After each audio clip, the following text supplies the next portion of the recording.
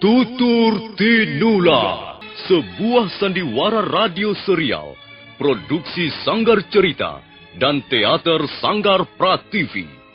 Sebuah kisah dengan latar belakang sejarah runtuhnya Singasari dan berdirinya Kerajaan Majapahit.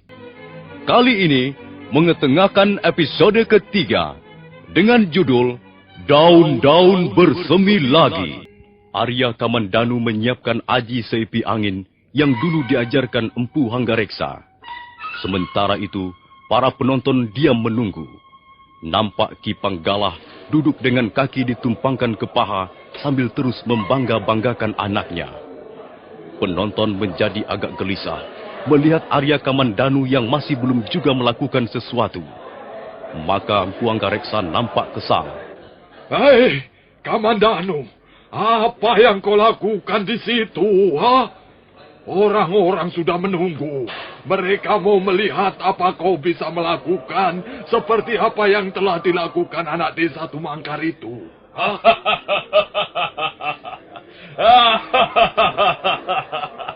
Hanggareksa, barangkali anakmu sedang berpikir bagaimana caranya untuk mengundurkan diri. Kamandanu, kalau kau masih juga berdiri di situ seperti sapi tolol, kau akan kulempari batu. Ayo, cepat naiklah kau. Arya Kamandanu tidak senang juga melihat ayahnya menjadi sasaran cemoohan Ki Panggalah. Maka secepat kilat, dia melompat ke udara.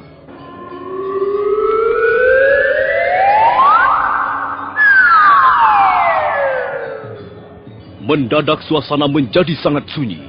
Semua mata memandang kagum ke arah Arya Kamandanu yang berdiri di atas bambu bagaikan burung Raja Wali.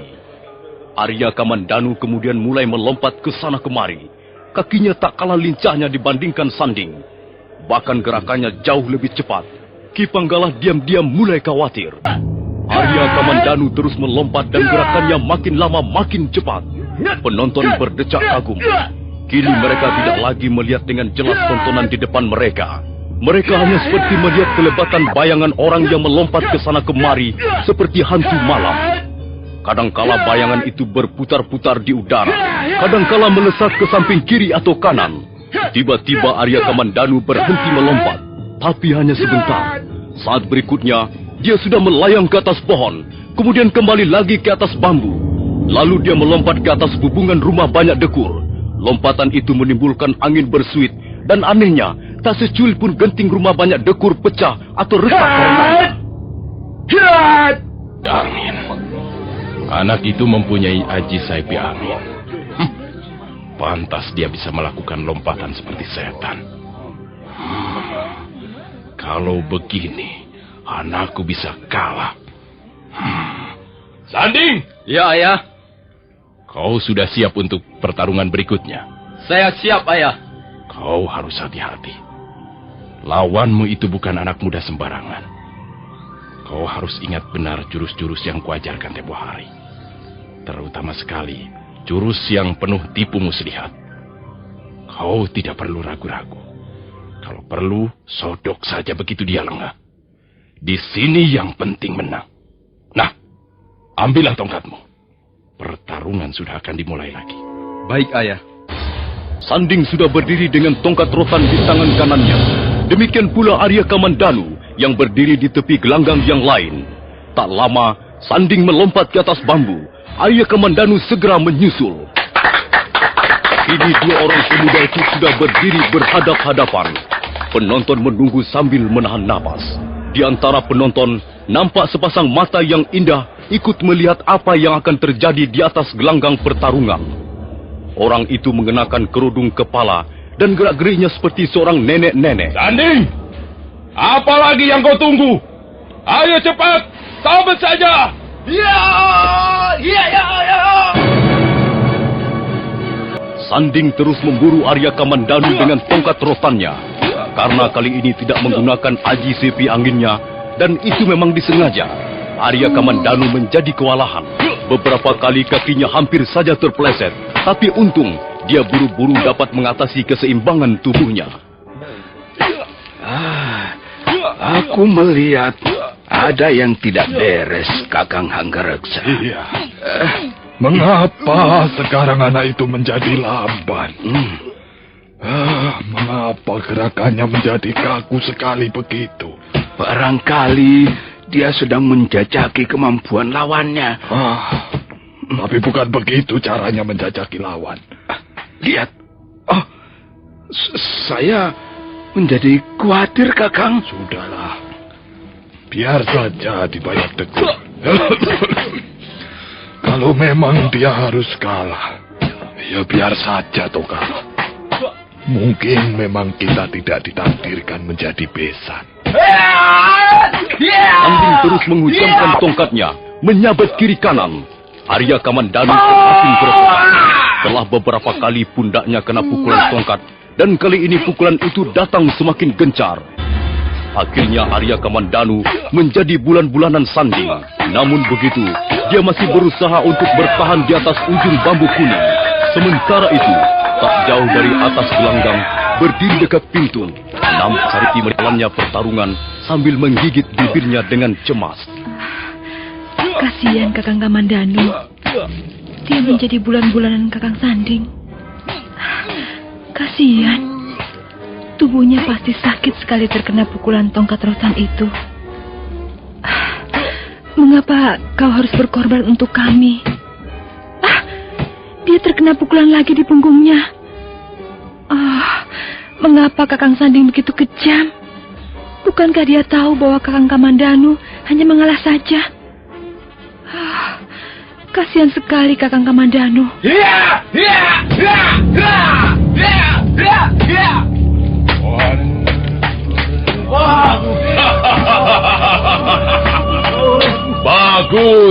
Bagus sekali kau, Sanding. Begitulah caranya menghajar lawan di atas bambu. Bagaimana? Lihat, Kamandanu sudah terjatuh. Berarti dia kalah. Anakku yang menang. Hei, Sanding, kau menang. Kau yang berhak mendapatkan Sariti.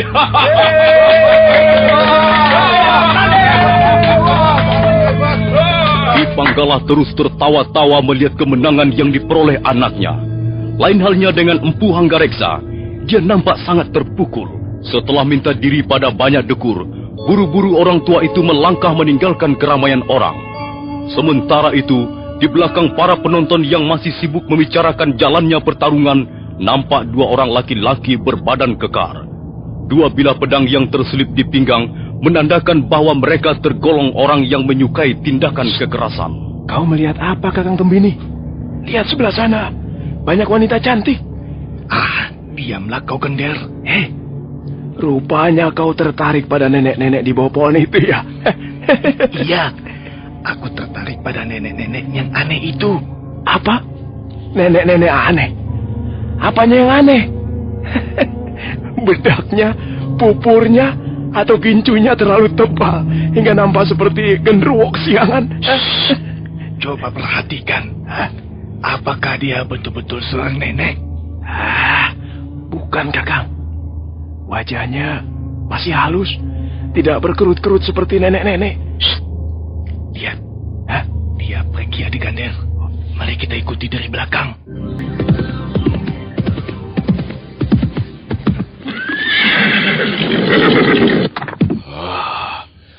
Bagaimana, Sanding?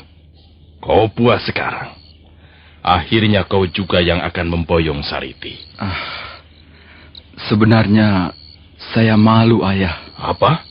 Malu? Mengapa harus malu?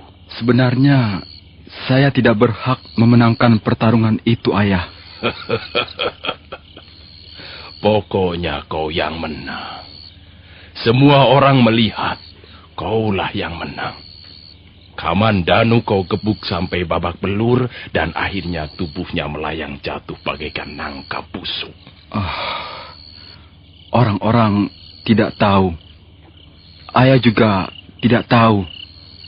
Hanya saya dan Sariti yang tahu bahwa sebenarnya saya tidak berhak untuk menang, Ayah. Kalau saya dapat memukul Arya Kamandanu, ya karena dia sengaja mengalah, Ayah. Mengalah bagaimana? Dia mengalah, Ayah. Sebelum pertarungan dimulai, dia sudah menyerahkan kemenangan itu pada saya. Masa harus begitu? Ayah tidak percaya karena Ayah tidak tahu. Jadi kau anggap bapamu ini bodoh ya? Kau kira aku tidak tahu? Jadi, Ayah tahu? Hai, dengar Sanding. Kamandanu itu bukan lawanmu. Dia mempunyai aji saipi angin. Dia bisa bertarung seperti setan. Kau tidak akan mampu melawan orang seperti itu. Kalau dia mau, kau bisa dibunuhnya. Tentu saja aku tahu kalau dia sengaja mengalah. Kalau dia bertarung sungguh-sungguh. Dalam satu gebrakan kau sudah bisa dibuat terjungkal dan tidak bangun lagi. Tapi, sudahlah. Aku tidak mempersoalkan itu lagi. Yang penting kau bisa mengawini anak banyak dekor. Tapi ingat, kau harus berjanji padaku. Berjanji apa, Ayah? Kau harus bisa memberikan anak sebanyak-banyaknya pada Sariti. Iya, iya, iya.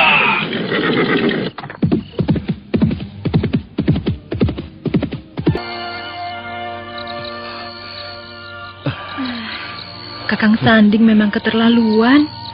Berapa kali dia memukulmu, Kakang? Entahlah, Sariti. Aku tidak menghitung berapa kali pacarmu itu telah memukul aku. Tapi memang seharusnya begitu. Kalau dia tidak bersungguh-sungguh, tentu orang-orang akan tahu bahwa apa yang mereka lihat hanyalah sebuah sandiwara. Tapi kau yang menjadi korban, Kakang. Untuk membuat sandiwara yang meyakinkan, memang dibutuhkan korban. Sudahlah, Sariti. Iya, Kang. Aku mau pulang. Terima kasih. Kau telah memboreh punggungku dengan parang. Aku yang harus berterima kasih padamu, Kakang. Tanpa pertolonganmu, pengorbananmu, jiwa besarmu, entahlah apa jadinya hidupku nanti. Ada sedikit yang ingin kusampaikan padamu. Apa itu, Kakang?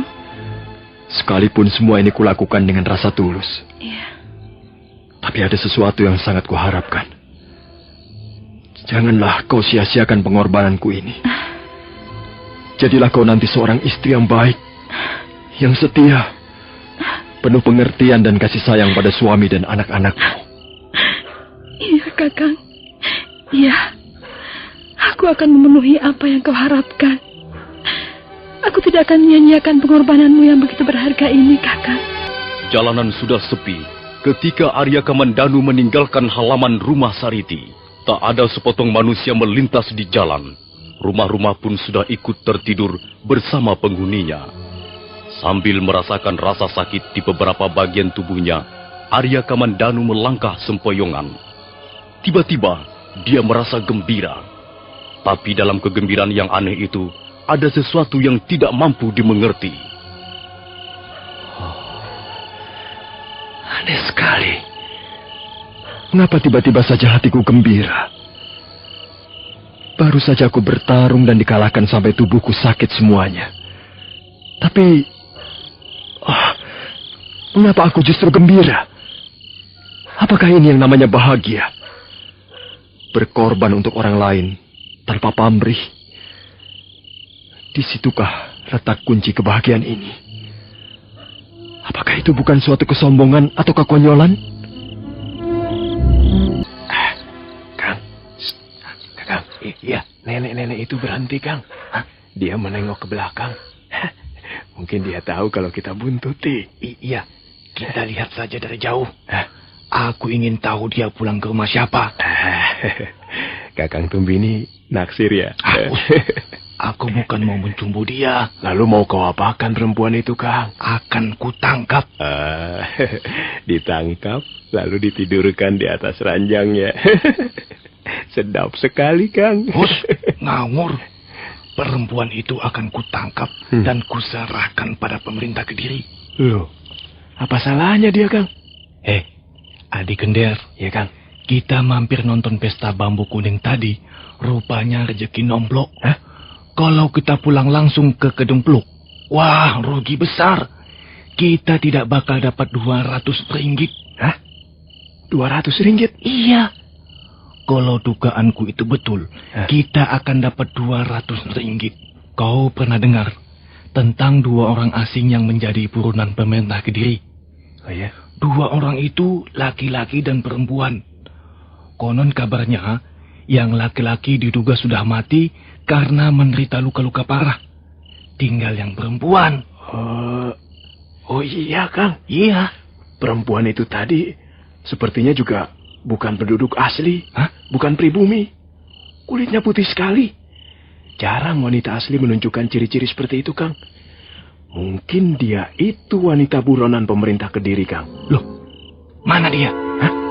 Wah, dia sudah pergi, Kang. Ayo kita bicara dia. Ya, ayo cepat.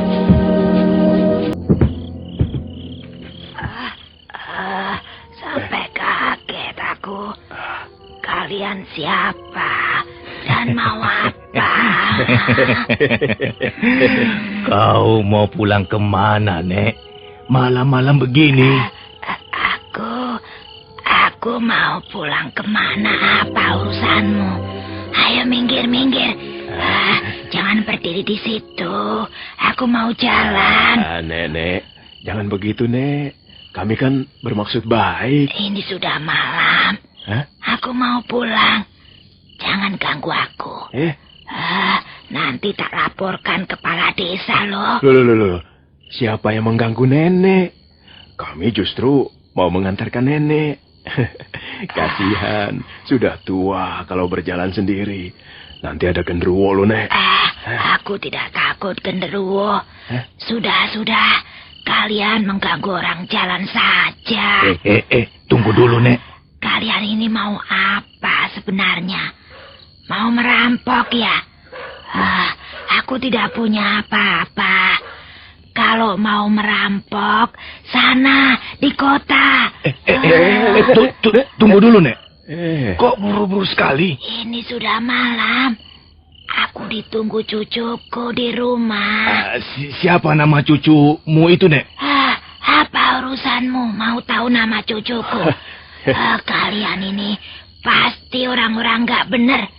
Brengsek. Ayo, pergi. Nek. Kok galak amat sih, Nek? Nek.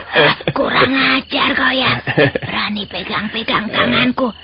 Aku sudah tua. Kalau mau cari kesenangan, sana sama yang masih muda. Cari yang masih kenceng pipinya. Tidak, aku tidak mau. Aku mau kau saja, Nek. Tembini dan Kender, 2 orang laki-laki dari desa Kedung Pluk itu merasa gembira. Ternyata dugaan mereka benar. Wanita yang mengaku nenek-nenek itu ternyata masih muda dan cantik wajahnya.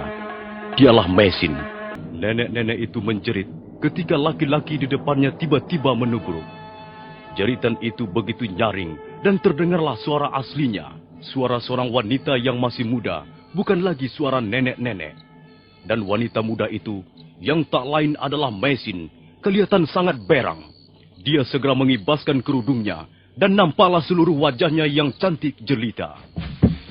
Kurang ajar. Laki-laki tidak senonoh. Kang, lihat ke Kang Gemini. Lihat. Wah, rupanya dia bukan seorang nenek-nenek. Rupanya dia seorang wanita muda yang cantik juga. Dasar laki-laki mata keranjang. Tunggu dulu. Mau kemana? Jangan berdiri di situ. Aku mau pulang. Kang, katanya dia mau pulang, Kang. Mengapa harus buru-buru pulang sih? Sabar, nanti Kakang antarkan pulang. Sudah di Kender. Kita tidak punya banyak waktu untuk menggoda wanita ini. Aku bukan wanita nakal. Bukan wanita jalanan. Ayo pergi. Aku muak melihat tampang-tampang kalian. Jaga mulutmu ya. Tabok saja mulutnya, Kang. Dia pikir dia kali yang paling cantik. Dengar, kami tidak membutuhkan kecantikanmu. kalau kami ingin wanita cantik, hal itu mudah sekali kami peroleh. Lalu apa yang kalian inginkan? Bukankah kau wanita asing? Bukankah kau salah satu di antara 2 orang pelarian yang menjadi buronan pemerintah Kediri? Kau tidak berhak mengetahui pribadi orang. Tapi kami ingin tahu. Awas, kau jangan mempersulit apa yang akan kami kerjakan. Dengar baik-baik. Kau tidak usah melawan. Kau akan kami tangkap sekarang juga. Apa hakmu menangkap aku? Kau musuh pemerintah Kediri. Kau dicari-cari pemerintah Kediri. Kalau kami bisa menangkapmu, maka kami akan mendapat hadiah. Jadi kalian mencegat aku untuk mendapatkan sejumlah uang? Iya. Dan kau tidak perlu melawan. Ya, tidak ada gunanya melawan. Tempat ini sangat sepi, jauh dari rumah penduduk. Kalaupun kau berteriak sekencang-kencangnya minta tolong, hanya anjing-anjing liar yang mendengar. Dan anjing liar tidak akan bisa menolongmu. Jadi aku tidak mempunyai pilihan lagi? Memang. Kau melawan akan kami tangkap. Tidak melawan juga akan kami tangkap. Dan sekarang juga akan kami giring ke Jasun Wungkal. Nah, di sana ada banyak prajurit Kediri. Dan kau akan kami serahkan pada mereka. Selanjutnya, kau akan menjadi urusan mereka. Iya. Dan sebaiknya kau tidak usah melawan. Karena dengan begitu, kau akan membuat pekerjaan kami lebih enteng. Dan kau membuat hati kami senang. Baiklah. Memang sebaiknya aku tidak melawan. Nah, tangkaplah aku. Cepat berikan tanganmu biar ku ikat. Ayo. Ini tanganku. Hiya!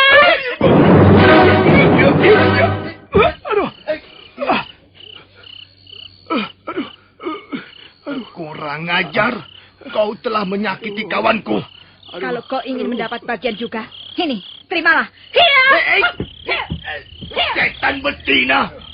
Punya kebisaan juga kau rupanya, ha? Ayo, Adik Gendar. Kita gasak berdua. Tembini langsung menyerang Maisin yang sudah menunggu dengan kuda-kudanya. Gendar segera bangkit dan ikut menyerang. Mereka lalu mengeroyok Maisin. Maisin berusaha memberikan perlawanan dengan seluruh kemampuannya. Tapi agaknya 2 orang lawannya adalah pendekar yang cukup tangguh.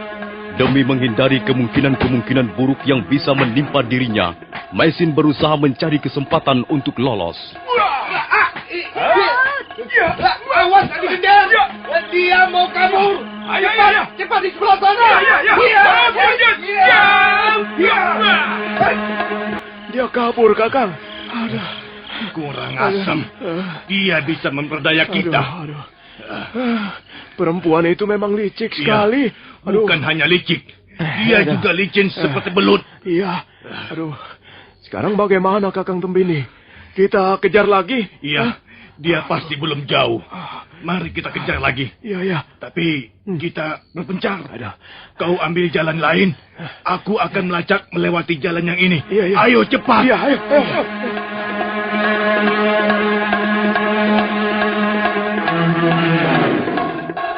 Laki-laki yang bernama Gendar buru-buru melompat dan berlari dalam kegelapan malam. Dia terus saja berlari sambil matanya berusaha menembus malam yang hitam bagaikan arang. Mendadak di sebuah tikungan yang banyak ditumbuhi pohon-pohon liar, laki-laki itu buru-buru menghentikan langkahnya. Telingaku menangkap suara yang mencurigakan di tempat ini. Pasti perempuan itu bersembunyi di sekitar sini. Nah, apa kataku? Pasti dia bersembunyi di balik semak belukar itu. Akan ku tangkap dia. Akan ku ringkus dia. Kalau perlu akan ku mumpung Kakang Tembini tidak tahu. Tapi jangan-jangan dia bukan perempuan itu. Jangan-jangan anjing liar atau babi hutan yang nyasar ke desa ini. Tapi aku tidak takut. Kalau memang dia anjing liar atau babi hutan atau hantu gentayangan, akan kutebas batang lehernya dengan pedangku ini. Gendar lalu berjalan mengendap ke arah datangnya suara di balik semak belukar. Pedang digenggamnya erat-erat. Nah, mampuslah kau sekarang. Yes! Ya!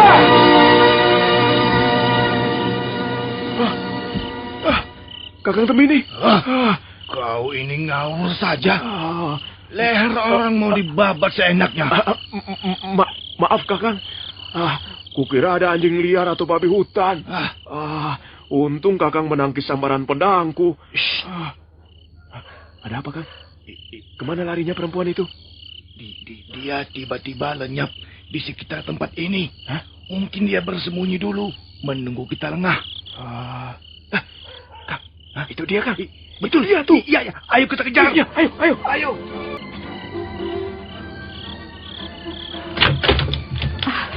Bi Rongkot, cepat tutup pintunya, Bi. Nona Mesin, dari mana Nona malam-malam begini? Dan mengapa wajah Nona pucat? Ada 2 orang mengejar aku, Bi. Mengejar Nona? Iya. Siapa mereka? Entahlah, mereka mau menangkap aku. Mereka mencegat aku di jalan ketika aku pulang dari rumah Sariti. Oh, jadi Nona Mesin pergi melihat pesta bambu kuning itu ya? Iya, Bi. Waduh, berani sekali Nona pergi keluar malam-malam begini. Iya, memang aku yang salah, Bi. Cepat, tutup pintunya, Bi. Mereka tadi terus mengejar aku kemari. Sudah Bibi tutup pintunya. Aku masih gemetar, Bi. Lihat, keringat dingin keluar semua. Nona minum dulu segelas air dingin, supaya hati Nona tenang kembali. Nah, minumlah. Terima kasih, Bi. Malam ini, aku tidur di sini saja, Bi. Di ruangan Bibi. Kang, ya. Orang itu tiba-tiba lenyap, Kang. Barangkali perempuan itu peri, Kang. Aku tidak percaya ada peri bisa main pukulan. Jelas dia manusia biasa. Tapi buktinya dia lenyap seperti asap, Kang. Tidak. Dia pasti masuk rumah yang di depan itu. Tapi bukankah itu rumah Empu Hanggareksa? Wah, mana mungkin dia masuk ke situ, Kang? Kenapa tidak mungkin? Pokoknya kita harus terus menyelidiki wanita itu. Wah, jangan-jangan dia bukan orang yang dicari-cari pemerintah Kediri, Kang. Aku yakin dialah orangnya. Jangan-jangan dia pembantu rumah tangganya Empu Hanggareksa, Kang. Atau sanak familinya yang baru datang. Tidak. Pertama, dia wanita asing. Dan kedua, aku sudah pernah melihat gambarnya. Gambar itu dicantumkan dalam selebaran. Dan gambar itu persis sekali dengan wanita itu tadi. Ini sudah merupakan data-data yang hampir pasti. Kita tinggal. Apa lagi? Ada orang lewat, Kang. Ada orang lewat. Dia Arya Kamandanu, anak Empu Hanggareksa. Ayo kita bersembunyi, cepat.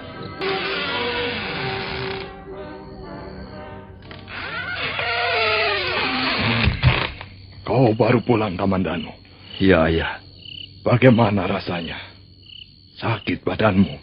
Ya, Ayah. Sedikit. Malu. Rasa malu. Itu yang jauh lebih penting. Apa kau masih punya rasa malu itu? Aku tidak tahu. Mengapa tiba-tiba kau bisa dikalahkan si Sanding? Kau mempunyai ilmu yang hebat. Yang kau perlihatkan sebelumnya. Tapi pada babak berikutnya, mengapa kau seperti kambing dungu? Mau saja kau dipukul rotan sampai babak belur begitu. Saya memang kalah, Ayah. Sanding lebih hebat. Kamandanu, sebenarnya kau kalah atau kau mengalah? Saya kalah, Ayah. Mungkin benar kata Ayah. Saya kurang persiapan. Kamandanu, aku ini sudah tua, Le. Sudah kenyang makan garamnya kehidupan. Aku memang bukan pendekar. Tapi aku pernah belajar juga ilmu tata berkelahi. Kau tidak bisa segampang itu menipu ayahmu. Saya tidak menipu ayah. Bagaimana aku bisa percaya pengakuanmu, Kamandanu? Aku melihat sendiri jalannya pertandingan itu. Kau jelas sengaja tidak bersungguh-sungguh ketika bermain pukul-pukulan rotan dengan sanding. Gerakanmu menjadi lamban, seperti kerbau kenyang makan rumput. Tentu saja sanding bisa menggebukmu sesuka hatinya. Untung saja kau tidak kelenger. Kamandanu, kau mempunyai aji seipi angin. Mengapa ilmu itu tidak kau gunakan untuk mengalahkan sanding? Kau sebenarnya dapat memukul roboh dalam 1 atau 2 gebrakan. Mengapa kau tidak menjawab? Iya, memang benar ayah. Saya sengaja mengalah. Dasar sapi goblok, sapi tolol. Mengapa kau mengalah? Saya ingin menolong mereka, ayah.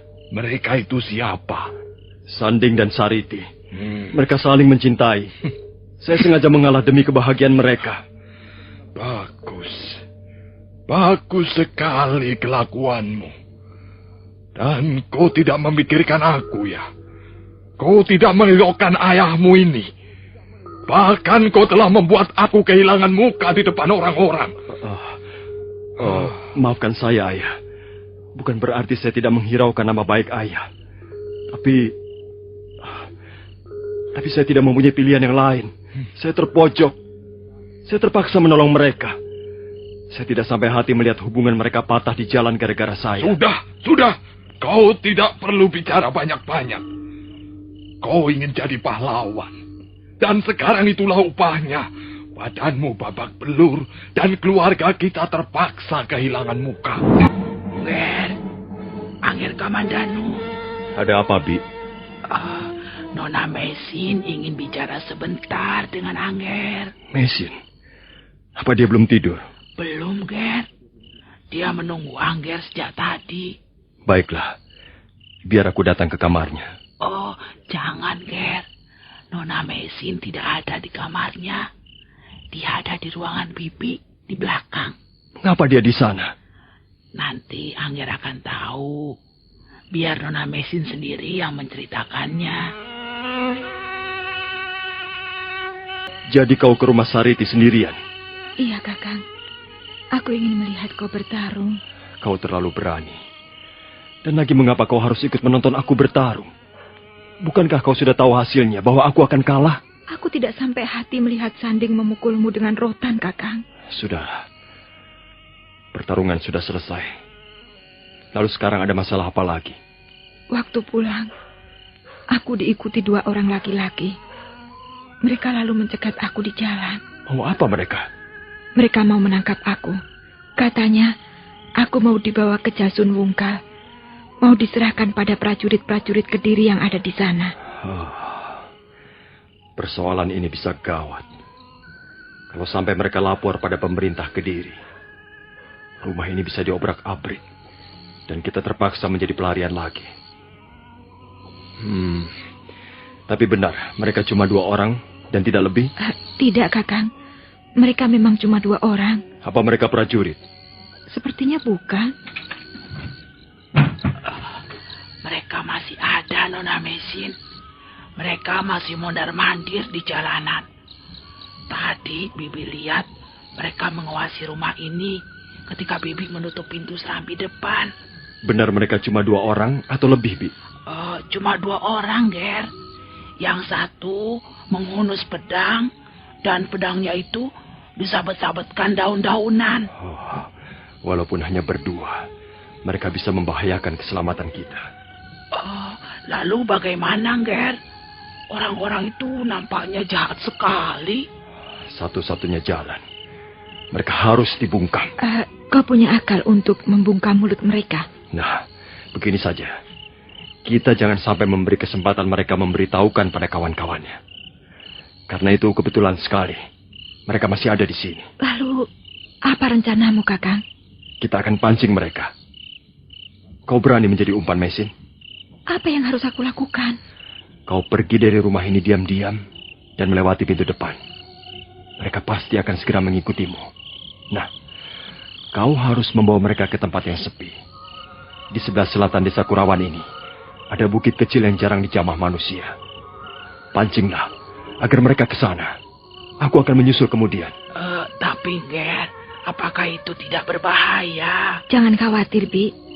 Bibi tenang-tenang saja di rumah. Akan lebih berbahaya kalau sampai mereka memberitahukan teman-temannya. Bibi Rongkot menutup pintu ruangannya. Arya Kamandanu mengantarkan Mesin sampai ke pintu serambi dan dia mengintip dari sela-sela dinding.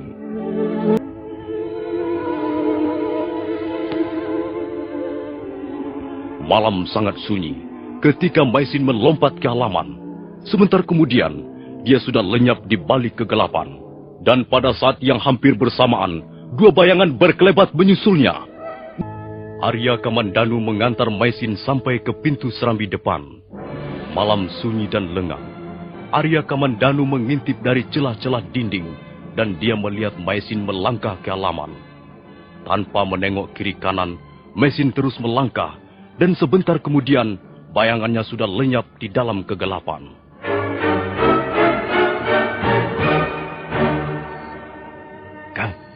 Kakang Tumbini. Kakang Tumbini.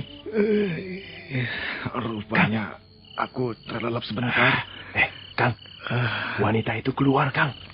Kakang tidak melihat ya? Kang. Aku ngantuk sekali. Aduh, aku baru saja terlelap sebentar.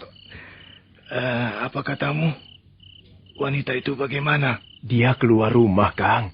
Dia berjalan bergegas menuju ke sana. Apa kau tidak salah lihat? Aku masih melek, Kang. Aku melihat dengan jelas sekali. Semula aku kaget. Kukira ada peri lewat. Tapi setelah aku perhatikan... Sudah. Kalau begitu, mari kita ikuti dia. Jangan membuang-buang waktu dan kesempatan. Jangan-jangan kau salah lihat, Adik Gender. Tidak, Kang. Mataku ini melek dengan baik. Jelas wanita itu keluar dari rumah. Dia melangkah agak terburu-buru, Kang. Sepertinya ada yang akan ditemuinya. Tapi dia bisa hilang cepat sekali. Iya, kita sudah setengah berlari mengejarnya. Itu dia, Kang. Itu dia. Oh iya. Mau pergi kemana wanita itu? Kang, dia berjalan cepat, Kang. Iya, ayo kita ikuti dia. Ayo. Mengapa Angger belum juga menyusul? Aduh, Bibi khawatir. Bibi takut mereka akan menyakiti Nona Mesin. Mesin itu juga seorang pendekar, Bi. Dia cukup mampu menjaga dirinya dengan baik. Dan lagi dia sudah berjanji akan menunggu aku di tempat tertentu. Kalau aku langsung menyusul, aku takut dua orang itu curiga. Lebih baik ku tunggu sementara waktu. Apakah pedang itu kepunyaan Nona Mesin? Iya, Bi. Pedang ini dulunya milik seorang empu. Bibi mungkin mengenalnya. Dia bernama Ranubaya. Oh, Tuan Ranubaya, sahabat ayahanda Hanggareksa itu? Iya, Bi. Pedang ini sangat ampuh. Namanya pedang Naga Puspa. Karena suatu sebab, Paman Ranubaya lalu mempercayakan pedang ini pada Tuan Lu, suami Mesin. Dan setelah Tuan Lu meninggal, pedang ini sekarang menjadi tanggung jawab Mesin. Bibi sudah sejak dulu melihat pedang itu tergeletak di atas pembaringan Nona Mesin. Bibi agak heran juga tadinya. Nona Mesin, wanita secantik dan selembut itu, kok menyimpan pedang sebesar itu? Bibi pernah mencoba memindahkannya. Aduh, tapi Bibi tidak kuat, Ger. Pedang itu berat sekali. Pedang ini di samping ampuh juga mempunyai sejarah yang menarik, Bi. Pedang ini seperti sebuah lambang. Lambang suatu kekuatan, kekuasaan, kepahlawanan, dan kebajikan.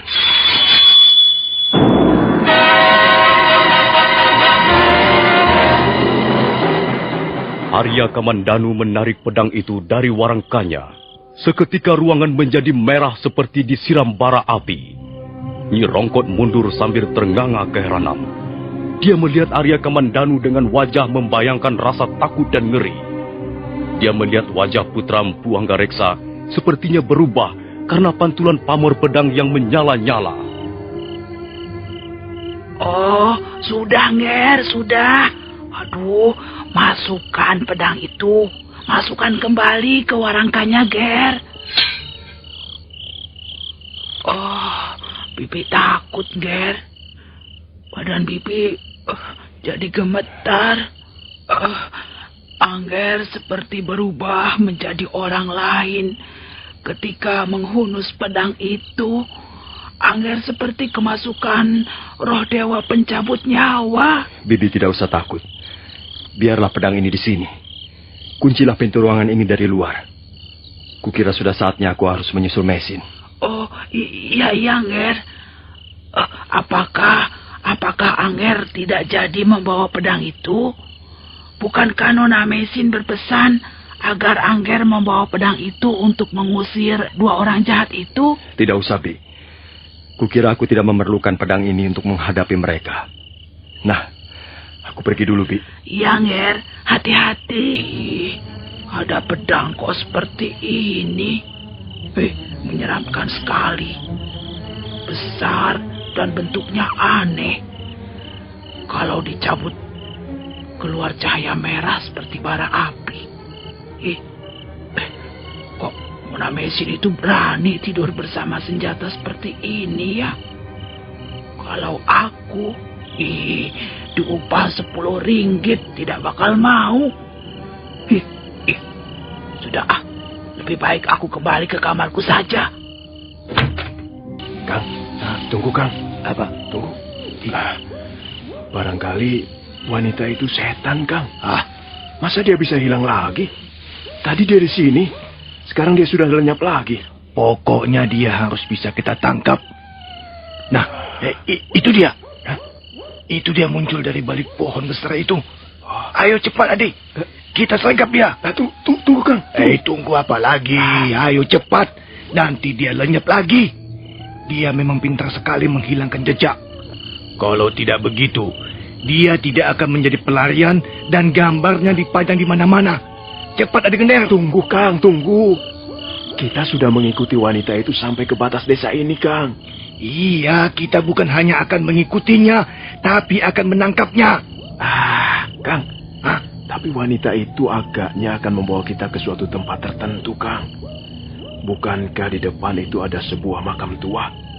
Oh, mungkin wanita itu benar-benar orang halus, Kang. Mungkin dia hantu makam tua di depan itu, Kang. Sekalipun dia raja hantu, kita akan tetap menangkapnya. Ayo cepat. Nanti dia keburu dapat menghilangkan jejak. Dan kita gagal memperoleh 200 ringgit. Sampai di mana aku sekarang ini? Mengapa tak ada bukit batu seperti yang dikatakan Kakang Kamandanu? Di sini malah banyak terdapat gundukan. Apa itu? Sepertinya batu-batu nisan. Rupanya aku tersesat masuk ke sebuah makam tua. Kakiku terjerat akar pohon. Kalau sampai Kakang Kamandanu tidak dapat menemukan aku karena aku tersesat, pasti aku akan tertangkap. Nah, 2 orang itu masih terus mengejar aku dan sekarang menuju kemari. Aku harus bersembunyi di sini. Mudah-mudahan saja mereka tidak melihat aku. Dia hilang di sini, Kang. Aku tadi masih mendengar dia menjerit di sekitar tempat ini. Iya, dia pasti dapat kita tangkap. Ayo, manis. Ayo. Mengapa kau bersembunyi di situ, ha?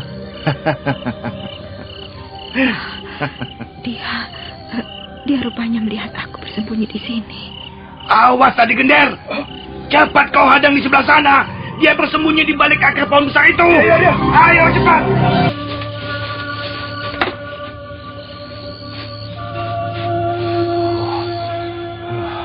Mengapa Mesin tidak ada di sini?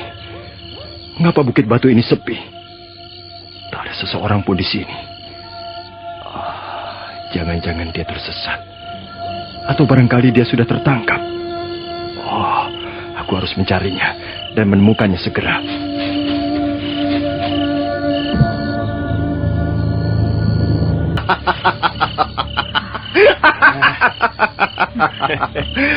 Mau lari kemana kau? Sekarang kau pasti akan kami tangkap. Aku tidak akan lari. Kalau kalian mau menangkap aku, silakan. Waduh, wanita ini bandel sekali, Kang. Dia masih terus akan melawan walaupun keadaannya sudah terjepit. Aku ingin tahu, apakah dia masih akan bandel kalau kedua belah tangannya sudah diringkus, ha? Iya! Iya! Ayo Legender, cepat tangkap dia! Kalau masih juga melawan, bunuh saja!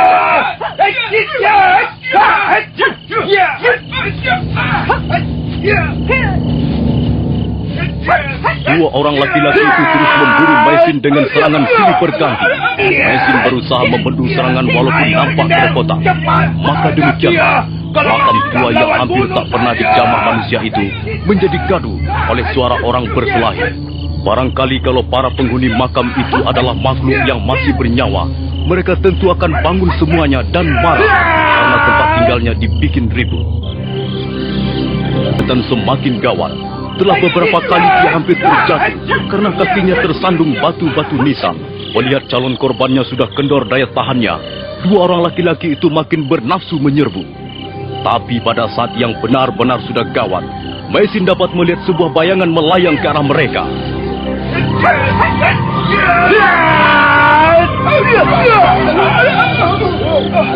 Anjing buduk, hah? Ada orang ikut campur di Legender. Pekerjaan kita bertambah repot, Kang. Kalau orang itu tidak mengganggu kita, tentu wanita itu sudah bisa kita ringkus. Iya. Kau tidak apa-apa, Maisin? Tidak, Kakang. Baiklah, pergilah kau menjauh. Biar orang-orang ini aku yang menghadapi. Jadi kalian berdua mau menangkap wanita ini? Sekarang bukan hanya wanita itu yang menjadi urusan kami. Ya, karena kau sudah mengacau rencana kami. Kau pun harus kami tangkap. Kalau melawan, akan kuremukkan kepalamu. Kecuali tentu saja, jika kau buru-buru minta maaf pada kami dan segera angkat kaki dari tempat ini. Sayang sekali aku tak dapat memenuhi permintaan kalian. Bahkan aku tidak akan membiarkan kalian pergi dalam keadaan hidup dari tempat ini.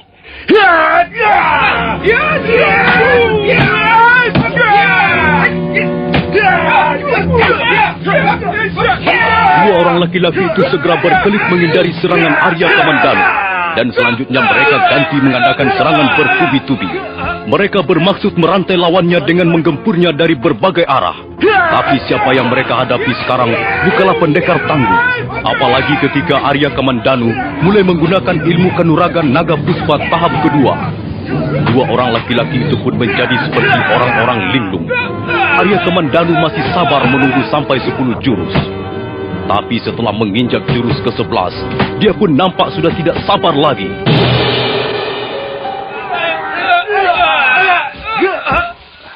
Hei, mau lari kemana kau?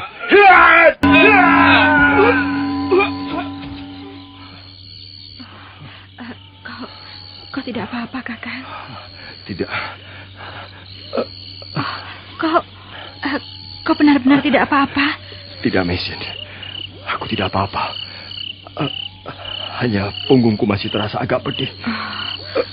Kau terluka oleh pukulan tongkat rotan sanding. Kau pasti masih merasa sakit.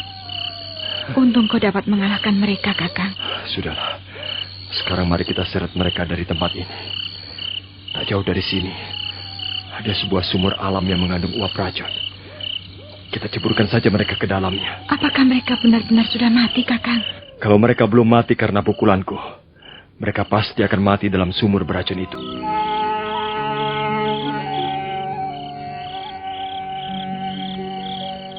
Oh, kalian sudah kembali? Iya, Bi. Kakang Kamandanu sudah membereskan dua orang itu. Iya, orang-orang jahat seperti itu, kalau tidak segera dibereskan, wah, bisa membuat keonaran. Mengapa ruangan tidur ayahanda masih terang, Bi?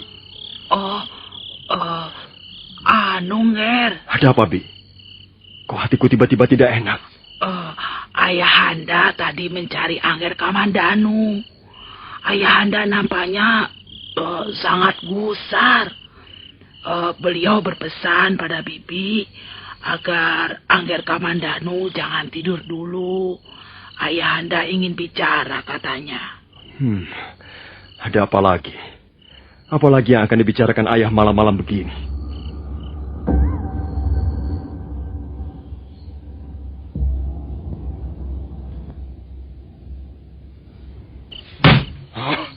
Aku dulu pernah berkata apa padamu, Kamandanu.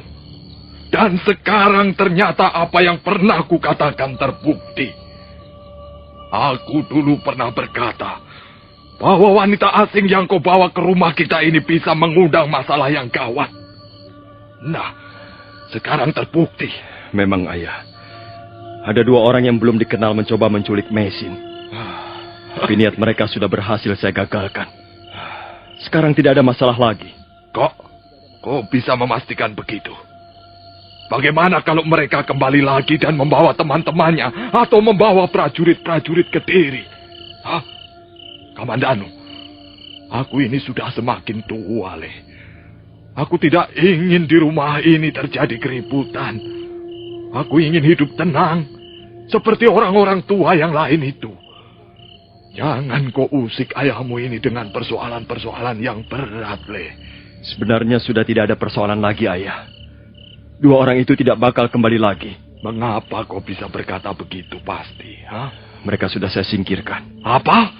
Mereka memang berbahaya. Karena itu sudah saya bungkam mulutnya, ayah. Mereka tidak mungkin melaporkan pada siapa-siapa. Le, apa maksudmu dengan saya singkirkan? Apa maksudmu dengan saya bungkam?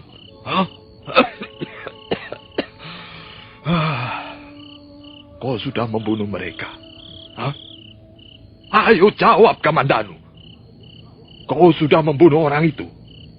Iya, ayah. Saya terpaksa membunuh mereka. Nah, apa kataku? Apa kataku, Kamandanu? Bahkan tanganmu sudah kau lumuri dengan darah. Rumah ini sudah bau darah pembunuhan.